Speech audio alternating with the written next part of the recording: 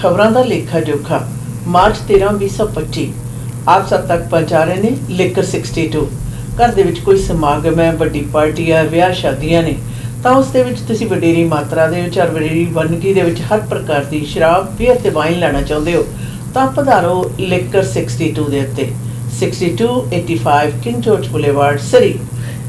BC woman denied entry into US, being held in detention in Arizona.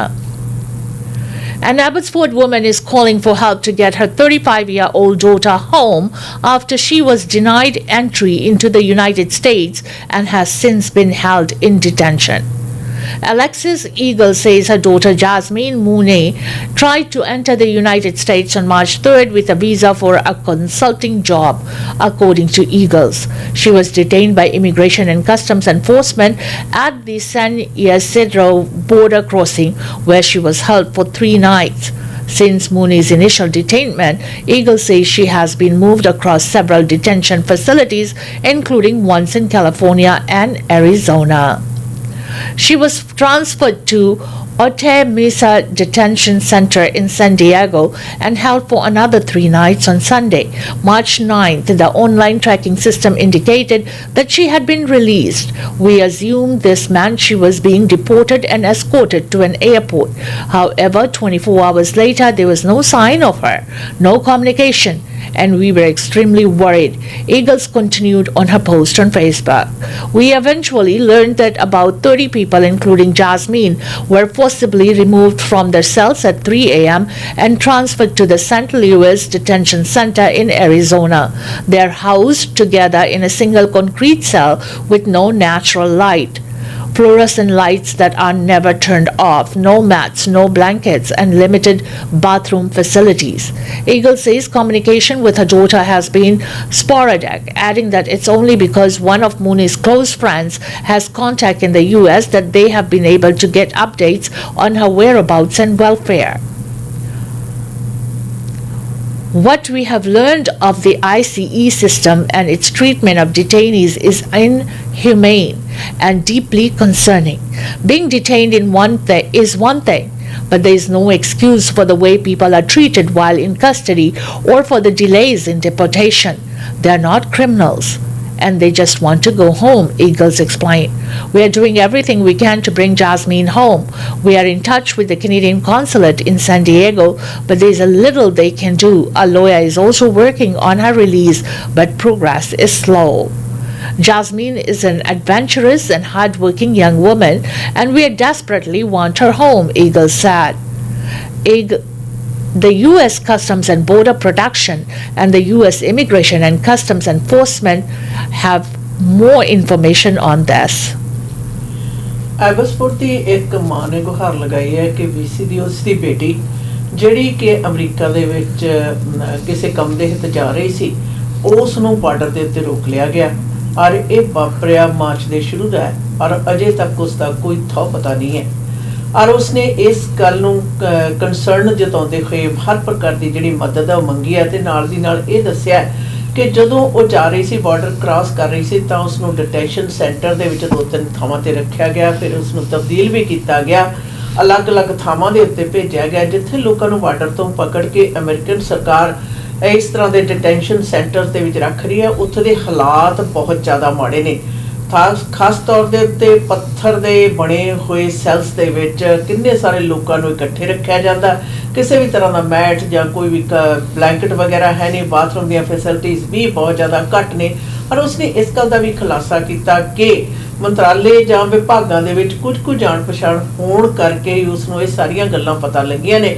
ਔਰ ਉਸਨੇ ਕਿਹਾ ਕਿ ਇਹ ਲੋਕ ਕ੍ਰਿਮੀਨਲ ਨਹੀਂ ਹਨ ਬਲਕਿ ਇਹ ਆਪੋ ਆਪਣੇ ਘਰਾਂ ਨੂੰ ਵਾਪਸ ਜਾਣਾ ਚਾਹੁੰਦੇ ਨੇ ਤੇ ਉਸਨੇ ਇਸ ਗੱਲ ਦਾ ਵੀ ਜ਼ਿਕਰ ਕੀਤਾ ਕਿ ਇਸ ਤਰ੍ਹਾਂ ਦੇ ਹਾਲਾਤਾਂ ਬਾਰੇ ਜ਼ਿੰਮੇਵਾਰ ਤੇ ਜਾਣਕਾਰੀ ਲੈਣ ਦੇ ਲਈ ਸਿਰਫ ਔਰ ਸਿਰਫ ਉਹਨਾਂ ਸੂਤਰਾਂ ਤੋਂ ਹੀ ਪਤਾ ਕੀਤਾ ਜਾ ਸਕਦਾ ਹੈ ਪਰ ਉਹ ਕਹਿੰਦੀ ਹੈ ਕਿ ਵਕੀਲ ਵੀ ਕੰਮ ਕਰ ਰਿਹਾ ਔਰ ਉਹ ਕੋਸ਼ਿਸ਼ ਉਹਨਾਂ ਦੀ ਜਾਰੀ ਹੈ ਤਾਂ ਕਿ ਉਹ ਆਪਣੀ ਬੇਟੀ ਨੂੰ ਵਾਪਸ ਐਬਸਫੋਰਡ ਲਿਆ ਸਕਣ। BC Hydro removes Tesla products from EV charger rebate program. In an effort to choose Canadian goods over products from the United States, BC Hydro and the BC government have removed Tesla products from the electric vehicle rebate program for homes in the province. In an update on its website, BC Hydro says that as of March 12, it will exclude, where practicable, US produced goods. Tesla products, electric vehicle chargers, energy storage batteries, and inverters are not eligible for Clean BC and BC Hydro rebates, the province electricity provider stated. If you purchased or have received pre-approval for your Tesla product before March 12, 2025, it can still qualify for rebates and still be processed as normal. The move comes amid a Buy BC movement as the US and Canada are embroiled in a trade war. However, BC Hydro does not state whether Tesla vehicles themselves have been removed from the province EV incentive program. In the meantime, Premier David Eby is set to speak to media today about the province's ongoing efforts to address tariffs. Eby and Attorney General Nikki Sharma are set to detail new legislation aimed to enabling BC to address the Trump administration's tariffs on Canadian goods. ਹੁਣ ਜੀ ਖਬਰਾਂ ਆ ਰਹੀਆਂ ਨੇ ਕਿ BC hydro ਨੇ ਜਿਹੜਾ Tesla ਦੀਆਂ ਗੱਡੀਆਂ ਨੇ ਉਹਨਾਂ ਦੇ ਚਾਰਜ ਦੇ ਉੱਤੇ ਮਾਫ ਕਰਨਾ ਉਹਨਾਂ ਦੀ ਖਰੀਦ ਦੇ ਉਪਰੋਖਤ ਦੇ ਉੱਤੇ ਦੇਣ ਵਾਲੀ ਜਿਹੜੀ ਰਿਵੇਟ ਹੈ ਉਸ ਨੂੰ ਬਿਲਕੁਲ ਖਤਮ ਕਰ ਦਿੱਤਾ। ਉਸ ਦੇ ਪਿੱਛੇ ਵੱਡਾ ਕਾਰਨ ਦੱਸਿਆ ਜਾ ਰਿਹਾ ਹੈ ਕਿ ਮੌਜੂਦਾ ਹਾਲਾਤਾਂ ਦੇ ਵਿੱਚ ਜੋ ਅਮਰੀਕਾ ਤੇ ਕੈਨੇਡਾ ਦੇ ਦੌਰਾਨ ਵਪਾਰਕ ਜਿਹੜੇ ਸੰਬੰਧਾਂ ਨੂੰ ਲੈ ਕੇ ਰੱਟਾ ਪਿਆ ਹੈ ਉਸ ਦੇ ਅੰਤਰਗਤ ਇਹ ਫੈਸਲੇ ਲਏ ਗਏ ਨੇ। ਔਰ ਯਾਦ ਰਹੇ ਇਸ ਦੇ ਬਾਰੇ ਹੋਰ ਜ਼ਿਆਦਾ ਵਧੇਰੀ ਜਾਣਕਾਰੀਆਂ ਨੇ ਜਿਹੜੀਆਂ ਉਹ ਅੱਜ ਮੁੱਖ ਮੰਤਰੀ ਅਤੇ ਅਟਾਰਨੀ ਜਨਰਲ ਵੱਲੋਂ ਦਿੱਤੀਆਂ ਜਾਣ ਦੀ ਉਮੀਦ ਹੈ। Two dead after early morning Abbotsford crash. A single vehicle crash killed 2 people early Thursday morning, the Abbotsford Police Department says. The incident happened just after 12:30 a.m. The Abbotsford Police Department says when emergency crews responded to a crash along King Road near Clearbrook Road. Upon arrival, they discovered a heavily damaged pickup truck that had struck a telephone pole and flipped over.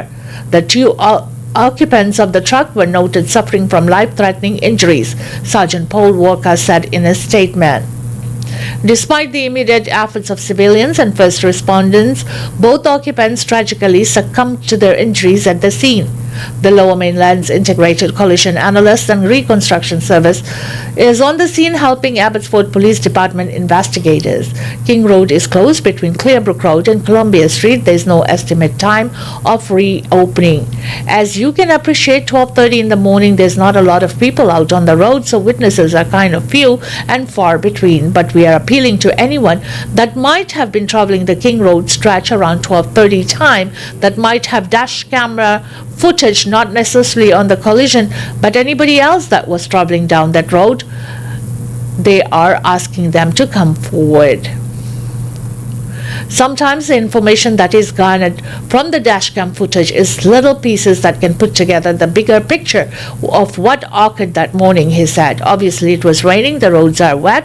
Those are the things that are being looked at, as well as speed and things like that occur in crash, to sort of peel back what occurred and give us some answers to what led to this tragic loss of life overnight. Police are urging anyone with information about the crash or those who may have dashcam footage to contact police at 604-859-5225. Abbotsford ਵਿਖੇ ਅੱਧੀ ਰਾਤ ਪਹਿਰ ਦੇ ਤੜਕੇ 12:30 ਵਜੇ ਦੇ ਕਰੀਬ ਜਿਹੜਾ ਐਕਸੀਡੈਂਟ ਹੋਣ ਦੀ ਖਬਰ ਮਿਲੀ ਹੈ, ਜਿਸ ਦੇ ਵਿੱਚ 2 ਦੀ ਮੌਤ ਹੋ ਗਈ ਹੈ। 12:30 ਵਜੇ ਦੇ ਕਰੀਬ ਜਿਹੜਾ ਐਕਸੀਡੈਂਟ ਆ ਉਹ ਰਿਪੋਰਟ ਹੋਇਆ।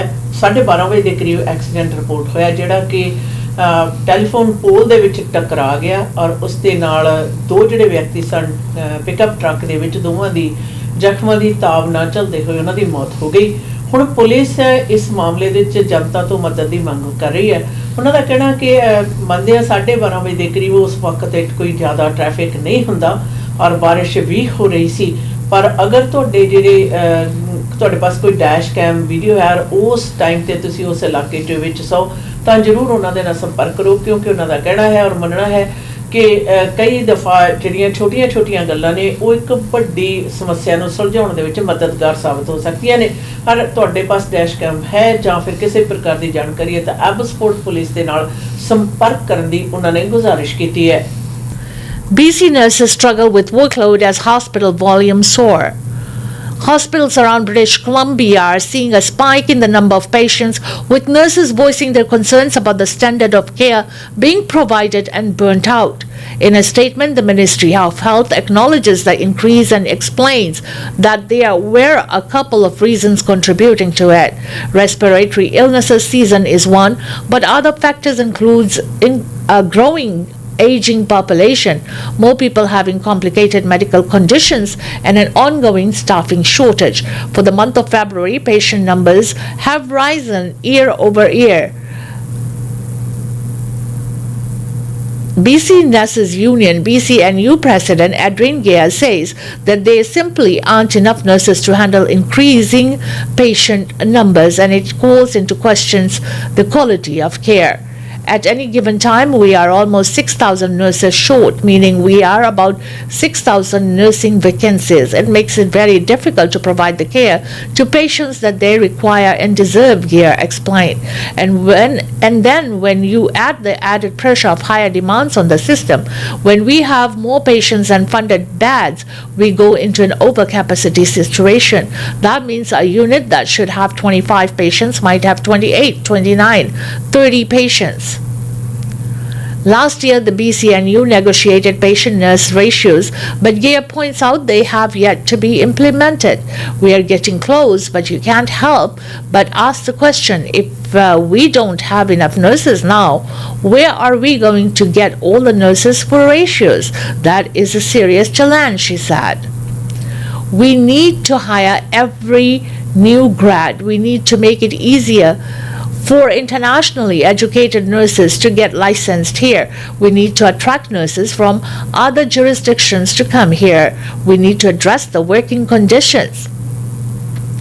For hospital-based care settings, the nurse-to-patient ratios that have been agreed upon are general medical surgical inpatient 1.4 at all times, rehabilitation 1.5 day evening 1.7 night, palliative 1.3 all at all time, focused special care 1 of 3 at all times, high equity step down 1 out of 2 at all times, intensive care 1-on-1 at all times. The staffing shortage, she explains, doesn't just affect hospitals. Gea says there aren't enough staffers to handle patients who receive care at home or in long-term care facilities. We believe once we have better working conditions, once ratios are starting to be implemented in a meaningful way, that we will see nurses coming back, the profession, said a frustrated Gea. The current level of burnout, Gea adds, has now forced many nurses to leave the profession. In turn, she is pushing for improved policy around retention and recruitment. The burden is yet too great. The Ministry of Health says that in November of 2023, number of provincially funded acute care beds went up from 9,202 to 9,929. This helps with more efficient patient flow through the hospital and quicker patient discharge, whether patients are discharged home or to the next level of care. In addition to base beds, hospitals also have surge beds available, the MOH stated. This comes after the health minister says now is the time for United States doctors and nurses to move to BC as it looks to fast-track credentials amid the ongoing trade war started by the US. ਇਸ ਵਕਤ ਸਿਹਤ ਵਿਭਾਗ ਦੇ ਸੰਬੰਧ ਦੇ ਨਾਲ BC ਦੇ ਵਿੱਚ ਨਰਸਸ ਨੇ ਜਿਹੜੀਆਂ ਉਹਨਾਂ ਨੇ ਆਵਾਜ਼ ਉਠਾਈ ਹੈ ਕਿ ਇਸ ਵਕਤ ਜਿਹੜਾ ਹਸਪਤਾਲਾਂ ਦੇ ਵਿੱਚ ਬਿਮਾਰਾਂ ਦੀ ਗਿਣਤੀ ਹੈ ਜਿਹੜੀ ਵਡੇਰੀ ਮਾਤਰਾ ਦੇ ਵਿੱਚ ਹੈ, ਜਦੋਂ ਕਿ ਨਰਸਾਂ ਜਿਹੜੀਆਂ ਉਹਨਾਂ ਦੀ ਟੇਕ ਕੇਅਰ ਕਰਦੀਆਂ ਨੇ ਉਹਨਾਂ ਦੀ ਗਿਣਤੀ ਬਹੁਤ ਜ਼ਿਆਦਾ ਘੱਟ ਹੈ। ਔਰ ਨਿਰਸੰਦੇਹ ਪਿਛਲੇ ਦਿਨਾਂ ਦੇ ਵਿੱਚ ਕੁਝ ਸਮੇਂ ਤੋਂ ਹਸਪਤਾਲਾਂ ਦੇ ਵਿੱਚ ਬਿਮਾਰਾਂ ਦੀ ਗਿਣਤੀ ਦੇ ਵੱਡੇ ਦੋ ਕਾਰਨ ਇਹ ਨੇ, ਇੱਕ ਤੇ ਸਾਹ ਦੇ ਨਾਲ ਸੰਬੰਧਿਤ ਜਿਹੜੀਆਂ ਸਮੱਸਿਆਵਾਂ ਨੇ ਉਹਨਾਂ ਦਾ ਸੀਜ਼ਨ ਹੈ, ਤੇ ਦੂਸਰਾ ਕਾਰਨ ਇਹ ਮੰਨਿਆ ਜਾ ਰਿਹਾ ਕਿ ਵਡੇਰੀ ਉਮਰ ਦੇ ਜਿਹੜੇ ਲੋਕ ਨੇ ਕੈਨੇਡਾ ਦੇ ਵਿੱਚ ਉਹਨਾਂ ਦੀ ਗਿਣਤੀ ਦੇ ਵਿੱਚ ਵਾਧਾ ਹੈ। ਔਰ ਇਹ ਦੋ ਵੱਡੇ ਕਾਰਨਾਂ ਕਰਕੇ ਜਿਹੜੀਆਂ ਸਿਹਤ ਸੇਵਾਵਾਂ ਦੇ ਖੇਤਰ ਦੇ ਵਿੱਚ ਨਰਸਾਂ ਦੇ ਕੰਮ ਦੇ ਉੱਤੇ ਕਾਫੀ ਜ਼ਿਆਦਾ ਵਜਨ ਹੈ। ਔਰ ਗਿਣਤੀ ਦੀ ਰੇਸ਼ੋ ਹੈ ਜਿਹੜੀ ਨਿਰਧਾਰਿਤ ਕੀਤੀ ਗਈ ਹੈ ਉਸ ਤੋਂ ਕਿਤੇ ਜ਼ਿਆਦਾ ਘੱਟ ਹੈ। ਇਸ ਦੇ ਉੱਤੇ ਮੰਤਰਾਲੇ ਨੇ ਇਸ ਗੱਲ ਦਾ ਵੀ ਹਵਾਲਾ ਦਿੱਤਾ ਕਿ ਜਿਹੜੀ ਬੈਡਸ ਦੀ ਗਿਣਤੀ ਹੈ ਉਸ ਦੇ ਵਿੱਚ ਤਕਰੀਬਨ ਪਿਛਲੇ ਵਰ੍ਹੇ ਤੋਂ ਹੁਣ ਤੱਕ 700 ਦੇ ਕਰੀਬ ਜਿਹੜੇ ਬੈਡ ਨੇ ਉਹਨਾਂ ਦੀ ਗਿਣਤੀ ਵਧਾਈ ਗਈ ਹੈ। ਔਰ ਨਾਲ ਦੀ ਨਾਲ ਇਹ ਵੀ ਕਿਹਾ ਗਿਆ ਕਿ ਉਪਰਾਲੇ ਉਹ ਕਰ ਰਹੇ ਹਨ, ਪਰ ਇਸ ਦੇ ਨਾਲ ਨਾਲ ਨਰਸਾਂ ਦੀ ਜਿਹੜੀ ਬੇਸਿਕ ਗਿਣਤੀ ਹੈ ਰੇਸ਼ੋ ਤੋਂ ਅਜੇ ਵੀ ਘੱਟ ਹੈ। ਯਾਦ ਰਹੇ ਇਹ ਜਾਣਕਾਰੀਆਂ ਹੁਣ ਨਸ਼ਰ ਹੋ ਰਹੀਆਂ ਜਦੋਂ ਕਿ ਪਿਛਲੇ ਦਿਨਾਂ ਦੇ ਵਿੱਚ 1-2 ਦਿਨ ਪਹਿਲਾਂ ਹੀ ਮੰਤਰਾਲਾ ਮੰਤਰੀ ਨੇ ਇਸ ਗੱਲ ਨੂੰ ਚੱਲ ਰਹੀ ਟੈਰਿਫ ਦੇ ਦੌਰਾਨ ਅਮਰੀਕਾ ਦੇ ਡਾਕਟਰ ਤੇ ਨਰਸਿਸ ਨੂੰ ਕੈਨੇਡਾ ਦੇ ਵਿੱਚ ਆਉਣ ਦਾ ਜਿਹੜਾ ਸੱਦਾ ਵੀ ਦਿੱਤਾ ਤੇ ਨਾਲ ਦੀ ਨਾਲ ਉਹਨਾਂ ਦੇ ਇੱਥੇ ਪ੍ਰੈਕਟਿਸ ਕਰਨ ਦੇ ਵਿੱਚ ਛੋਟਾਂ ਨੇ ਜਿਹੜੀਆਂ ਉਹਨਾਂ ਦਾ ਵੀ ਹਵਾਲਾ ਦਿੱਤਾ ਸੀ। Rotating strikes continue a month after LifeLab strike action issued in BC.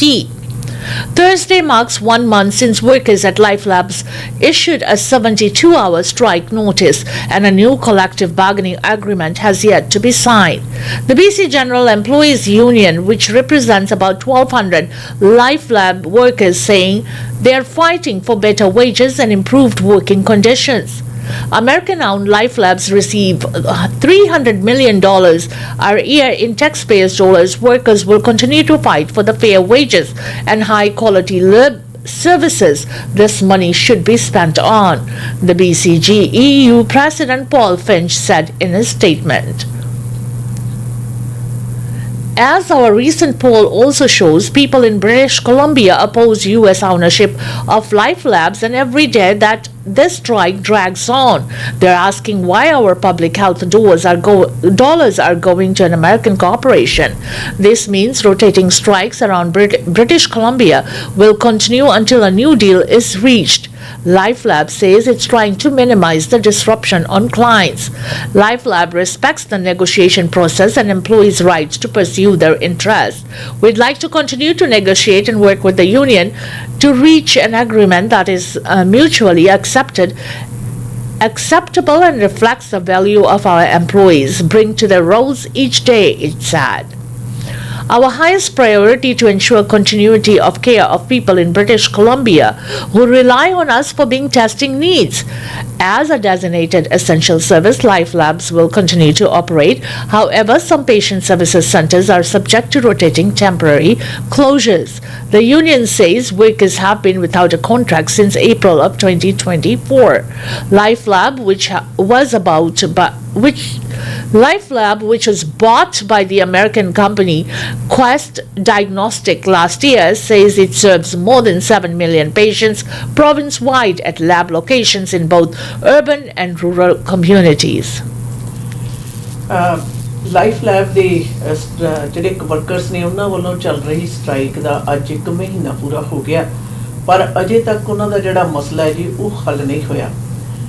ਯਾਦ ਰਹੇ ਇਹ ਰੋਟੇਟਿੰਗ ਸਟ੍ਰਾਈਕ ਹੈ ਜਿਹੜੀ ਚੱਲ ਰਹੀ ਹੈ। LifeLab ਭਾਵੇਂ ਐਸੈਂਸ਼ੀਅਲ ਸਰਵਿਸਿਜ਼ ਦੇ ਵਿੱਚ ਗਿਣੀ ਜਾਂਦੀ ਹੈ, ਪਰ ਕੁਝ ਚੋਣਵੀਆਂ ਤੇ ਅਨਾਉਂਸਮੈਂਟ ਕਰਨ ਤੋਂ ਉਪਰੰਤ ਉਹਨਾਂ ਥਾਵਾਂ ਦੇ ਉੱਤੇ ਰੋਟੇਟਿੰਗ ਸਟ੍ਰਾਈਕ ਚੱਲ ਰਹੀ ਹੈ। ਔਰ ਇਹਨਾਂ ਦੀ ਜਿਹੜੀ ਯੂਨੀਅਨ ਹੈ ਵਰਕਰਸ ਤਕਰੀਬਨ 1200 ਤੋਂ ਉੱਪਰ ਨੇ, ਔਰ ਉਹਨਾਂ ਦੀ ਯੂਨੀਅਨ ਨੇ ਇਸ ਗੱਲ ਨੂੰ ਖੁਲਾਸਾ ਕੀਤਾ ਕਿ ਅਪ੍ਰੈਲ 2024 ਤੋਂ ਜਿਹੜੇ ਵਰਕਰਸ ਨੇ ਉਹ ਬਿਨਾਂ ਕਿਸੇ ਵੀ ਕੰਟਰੈਕਟ ਦੇ ਨੇ, ਔਰ ਉਹ ਚਾਹੁੰਦੇ ਨੇ ਕਿ ਬਿਹਤਰੀਨ ਜਿਹੜਾ ਕੰਟਰੈਕਟ ਆ ਉਹਨਾਂ ਲਈ ਹੋਵੇ ਜਿਸ ਦੇ ਵਿੱਚ ਤਨਖਾਹਾਂ ਦਾ ਮਸਲਾ, ਕੰਮ ਕਰਨ ਵਾਲੀ ਥਾਂ ਦੇ ਉੱਤੇ ਢੁਕਵੇਂ ਜਿਹੜੇ ਹਾਲਾਤ ਨੇ ਉਹਨਾਂ ਦਾ ਮਸਲਾ ਲੈ ਕੇ ਚੱਲ ਰਹੀ ਜਿਹੜੀ ਇਹ ਸਟ੍ਰਾਈਕ ਹੈ। ਬਾਕੀ ਯਾਦ ਰਹੇ ਪਿਛਲੇ ਵਾਰੀ LifeLab ਨੂੰ ਅਮਰੀਕਾ ਦੀ ਕੰਪਨੀ ਨੇ ਖਰੀਦ ਲਿਆ ਸੀ, ਔਰ ਜਿਸ ਦੇ ਉੱਤੇ ਇਤਰਾਜ਼ ਇਹ ਵੀ ਜਤਾਇਆ ਜਾ ਰਿਹਾ ਬਹੁਤ ਸਾਰੇ ਮਨਾਂ ਵੱਲੋਂ ਕਿ ਸਾਡੇ ਪਬਲਿਕ ਜਿਹੜੇ ਫੰਡਸ ਨੇ ਉਹ ਅਮਰੀਕਨ ਕੰਪਨੀ ਨੂੰ ਕਿਉਂ ਦਿੱਤੇ ਜਾ ਰਹੇ ਨੇ। Mark Carney set to name cabinet ministers at Friday morning ceremony. Mark Carney will reveal the makeup of his cabinet on Friday morning, a collection of Liberal ministers who will see Canada through the next election. The swearing ceremony for Carney's government is set for 11 a.m. at Rideau Hall. It is widely expected that the new cabinet table will have fewer seats than the 37 under Justin Trudeau. 7 ministers in the current cabinet have said they won't run in the next election, including Justice Minister Arif Virani and Agricultural Minister Lawrence McAuley. The core team, which has played a key role in the trade war with the U.S., is planning to seek re-election, including Foreign Affairs Minister Melanie Joly, Industry Minister Francis Philippe Champagne, Finance Minister Dominic LeBlanc, and Public Safety Minister David McGuinty. The newly elected Liberal leader will need to weigh whether to give a ministerial role to two of his leadership rivals, former ministers Chrystia Freeland and Karina Gold. Carney has promised a seamless and quick transition. He has already been meeting with senior officials, including Canada's Chief of Defence Staff, Prime Minister's Office staff, and Canada's ambassadors to the U.S. He is widely expected to call an election before Parliament resumes on March 24th, but cannot do that until he has been sworn in. Carney, who has never been elected, has not said which riding he intends to seek election for a seat. Canada ਦੇ ਨਵੇਂ ਪ੍ਰਧਾਨ ਮੰਤਰੀ ਦੇ ਤੌਰ ਤੇ mark Carney ਨੂੰ ਸ਼ੁੱਕਰਵਾਰ ਨੂੰ ਸਹੁੰ ਚੁੱਕਾ ਜਿਹੜੀ ਚੁਕਾਈ ਜਾਏਗੀ ਬਤੌਰ ਪ੍ਰਧਾਨ ਮੰਤਰੀ ਔਰ ਇਹ 11 ਵਜੇ ਉੱਥੇ ਦੇ ਸਥਾਨਕ ਟਾਈਮ ਰੀਡੋ ਹਾਲ ਵਿਖੇ ਹੋਏਗਾ ਔਰ ਚਾਦਰੇ ਇਸ ਦੇ ਨਾਲ ਇਹ ਵੀ ਹੈ ਕਿ ਮਾਰਕ ਕਾਰਨੀ ਆਪਣੀ ਜਿਹੜੀ ਨਵੀਂ ਕੈਬਨਿਟ ਹੈ ਉਸ ਦੀ ਵੀ ਘੁੰਡ ਚਕਾਈ ਕਰਨਗੇ ਔਰ ਯਾਦ ਰਹੇ ਕਿ ਹੁਣ ਦੇ ਮਿਨਿਸਟਰਸ ਦੇ ਵਿੱਚੋਂ ਤਕਰੀਬਨ 7 ਮਿਨਿਸਟਰਸ ਨੇ ਜਿਨ੍ਹਾਂ ਨੇ ਦੁਬਾਰਾ ਅਗਲੀ ਇਲੈਕਸ਼ਨ ਦੇ ਵਿੱਚ ਨਾ ਲੜਨ ਦੇ ਖੁਲਾਸੇ ਜਿਹੜੇ ਨੇ ਉਹ ਪਹਿਲਾਂ ਹੀ ਕਰ ਦਿੱਤੇ ਨੇ ਪਰ ਕੀ ਪੋਜੀਸ਼ਨਸ ਦੇ ਉੱਤੇ ਕੀ ਮਾਰਕ ਕਾਰਨੀ ਆਪਣੇ ਲੀਡਰਸ਼ਿਪ ਰੇਸ ਦੇ ਵਿੱਚ ਦੋ ਵਿਰੋਧੀ ਜਿਹੜੇ ਕੈਂਡੀਡੇਟਸ ਨੇ ਉਹਨਾਂ ਨੂੰ ਰੱਖਣਗੇ ਜਾਂ ਨਹੀਂ U.S. tariffs push Ottawa to invest more in Canadian steel aluminum projects. Industry Minister Francis Philippe Champagne directed his department on Wednesday to prioritize investments in projects that primarily use Canadian steel and aluminium, part of Ottawa's reply to the Trump administration trade war. Champagne says the move is in response to the unfair and unjustified 25% tariffs on steel and aluminium levied by U.S. President Donald Trump the day before. Canada responded to Trump's steel and aluminium levies with 25% tariffs on $29.8 billion worth of American goods, which took effect just after midnight Thursday. Champagne said Canadian steel and aluminium support vital U.S. industries, including defense and automotive manufacturing. They are also essential for securing our collective energy future and generate high-quality jobs on both sides of the border, he said in a statement published this morning. About a quarter of all steel used in the U.S. is imported, and Canada is the United States' largest source of both steel and aluminium. The Trump administration has used tariffs in an attempt to push the auto sector to move production to the United States. The head of the Canadian Steel Producers Association warned in a media statement that the tariffs will hit the industry hard in both Canada and the U.S. These tariffs will have devastating repercussions on both sides of the border for workers and communities that rely on a strong North American steel industry. Indeed, many are already feeling the impacts, said CSPA President and CEO Catherine Cobden. Algoma Steel Group Incorporation CEO Michael Gracia said Thursday his company is in the midst of aggressive cost cuts as it copes with uncertainty caused by the ongoing trade war. On the Sault Ste. Marie, Ontario-based company's quarterly earnings call, Gracia said that Algoma is talking to federal and provincial leaders to determine what forms of government support might be available to help offset the tariffs. At an event alongside steelworkers in Hamilton, Ontario, Prime Minister designate Mark Carney said that proceeds from Canadian tariffs should go to supporting workers in affected industries and promised to double down on partnership between the federal government and industry. Since the trade war began, NDP leader Jagmeet Singh has been calling for Canada to change its procurement rules to require that federal building projects use 100% Canadian steel and aluminium. Champagne is part of the Canadian delegation in Washington today to meet with Trump's Commerce Secretary to talk about the trade dispute. ਮੰਤਰਾਲਾ ਮੰਤਰੀ champagne ਨੇ ਇਸ ਗੱਲ ਦਾ ਅੱਜ ਖੁਲਾਸਾ ਕੀਤਾ ਕਿ steel ਤੇ ਐਲੂਮੀਨੀਅਮ ਦੇ ਉੱਤੇ ਲੱਗਿਆ ਹੈ ਜਿਹੜਾ ਟੈਰਿਫ ਹੈ ਉਸ ਦੇ ਜਵਾਬ ਦੇ ਵਿੱਚ ਉਹ ਘਰੇਲੂ ਵਸਤਾਂ ਦੇ ਵਿੱਚ ਸਟੀਲ ਦੀ ਜਿਹੜੀ ਵਰਤੋਂ ਹੈ ਉਸ ਦੇ ਉੱਤੇ ਤਰਜੀਹ ਦੇਣ ਨੂੰ ਉਹਨਾਂ ਨੇ ਜਿਹੜੀ ਇੰਡਸਟਰੀ ਹੈ ਉਸ ਨੂੰ ਪ੍ਰੋਤਸਾਹਿਤ ਕਰਨ ਦੇ ਬਿਆਨ ਦਿੱਤੇ ਨੇ।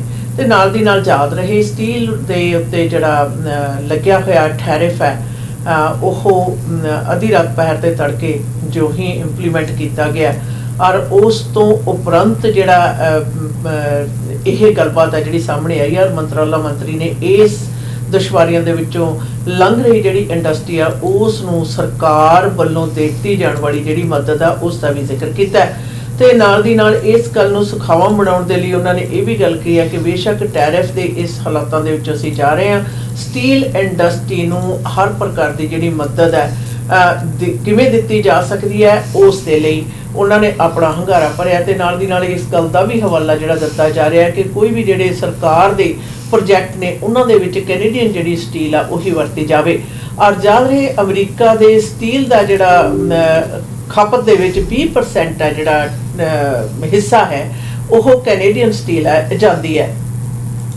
Trump's choice for ambassador to Canada faces tough questions at Senate hearing.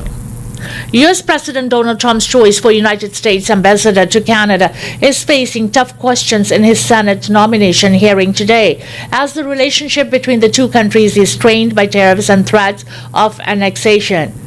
Pete Hoekstra, a former Michigan congressman, told the hearing Trump has a series of priorities for Canada, which includes freer trade and fighting the fentanyl trade. New Hampshire Senator Jain Shaheen pushed back on Hoekstra, saying that the volume of fentanyl coming from Canada is minuscule and nothing that Canada has one of the lowest tariffs regimes.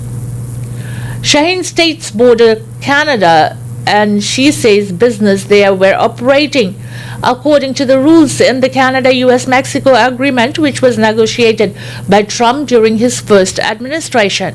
Hoekstra's hearing comes as Canadian officials are set to meet with the U.S. Commerce Secretary today, days after dust-up and Trump that ended the Ontario pausing its surcharge on electricity exports to the United States.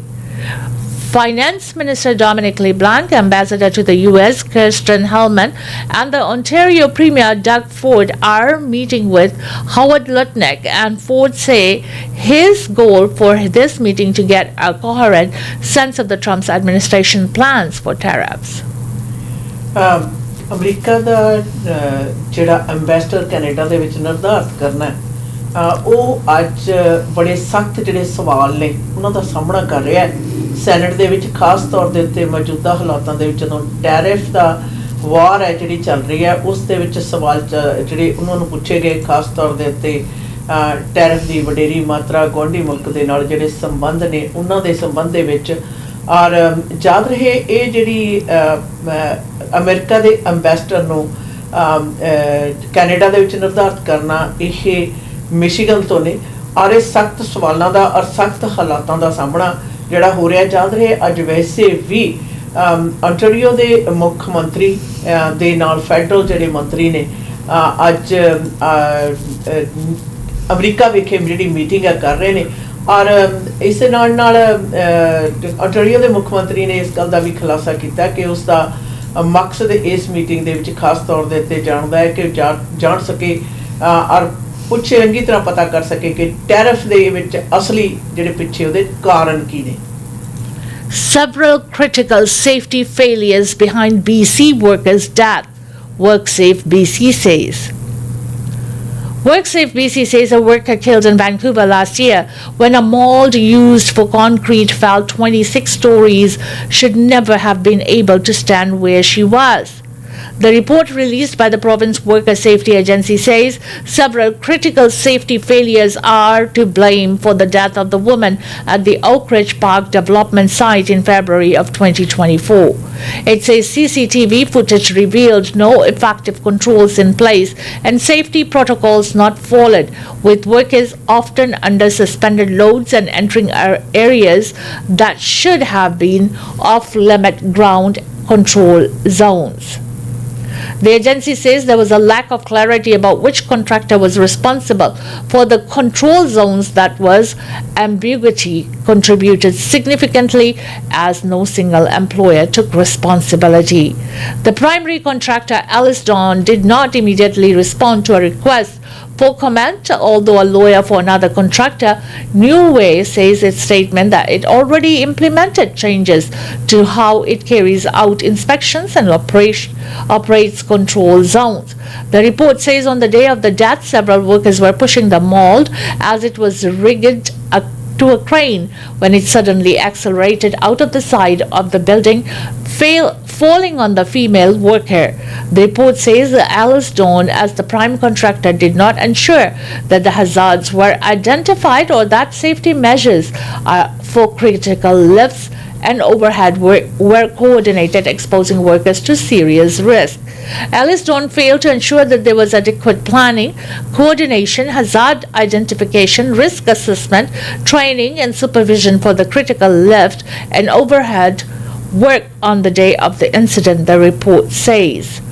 It says the company also failed to review policies and procedures, including those for spotters and ground control zones, during the hoisting and repositioning of the mold, also called a fly table, leading to the development of unsafe conditions. The inadequate fulfillment of prime contractor responsibilities was a key contributing factor in the incident, the report says. ਪਿਛਲੇ ਬਰੇ ਫਰਵਰੀ ਦੇ ਵਿੱਚ okay ਰਿਜ centre ਵਿਖੇ ਇੱਕ ਜਿਹੜੇ ਕਰਮਚਾਰੀ ਸੀ ਉਸ ਦੀ ਮੌਤ ਹੋ ਗਈ ਸੀ।